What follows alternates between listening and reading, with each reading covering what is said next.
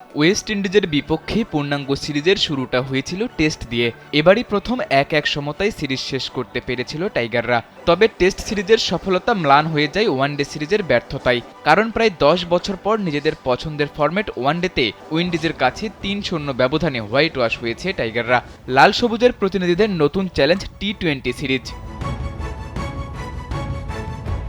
টি-২০তে বাংলাদেশের চেয়ে ঢের শক্তিশালী দল ওয়েস্ট ইন্ডিজ। মাঠের ক্রিকেটের মতোই পরিসংখ্যানেও আছে তার স্পষ্ট প্রমাণ। শেষ ৫ দেখায় নেই কোনো জয়ের দেখা। এমনকি এখন পর্যন্ত দু দলের ১৬ দেখার মধ্যে বাংলাদেশের জয় আছে মাত্র ৫টিতে। অন্যদিকে উইন্ডিজের সংখ্যাটা প্রায় দ্বিগুণ। টাইগারদের বিপক্ষে ক্যারিবিয়ানদের জয় পাওয়া ম্যাচের সংখ্যা ৯টি। ২টি ম্যাচ হয়েছে পরিত্যক্ত।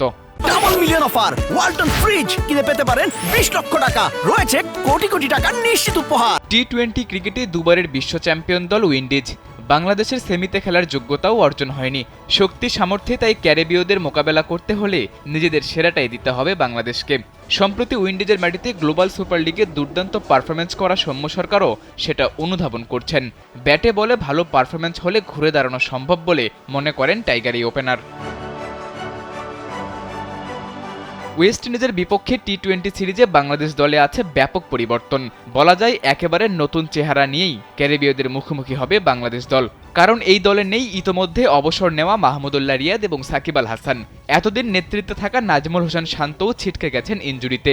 এমনকি টি-২০ ফরম্যাটে বাংলাদেশের অন্যতম বোলিং ভরসা বাঁহাতি পেসার মোস্তাফিজুর রহমান আছেন পিতৃত্বকালীন ছুটিতে। ইনজুরির কারণে তাহিদ হৃদয় অনুপস্থিত এবং বাদ দেওয়া হয়েছে বাঁহাতি পেসার শরীফুল ইসলামকে। সেন্ট ভিনসেন্টের কিংস্টাউনে ১৬ ডিসেম্বর ভোর ৬টায় অনুষ্ঠিত হবে দুই দলের মধ্যকার প্রথম টি-২০ ম্যাচ। আগামী ১৮ ও ২০ ডিসেম্বর সিরিজের পরবর্তী দুটি টি-২০ ম্যাচও অনুষ্ঠিত হবে একই মাঠে। এই সিরিজ দিয়ে আবারও নেতৃত্বে ফিরছেন লিটন কুমার দাস। এর আগে ভারপ্রাপ্ত অধিনায়ক হিসেবে ২০২১ সালে নিউজিল্যান্ড সফরে মাত্র একটা টি-২০তে অধিনায়কত্ব করলেও ৭ ওয়ানডে ও ১ টেস্টে নেতৃত্ব দিয়েছেন তিনি। সাদাতুর রাফি, কালবেলা।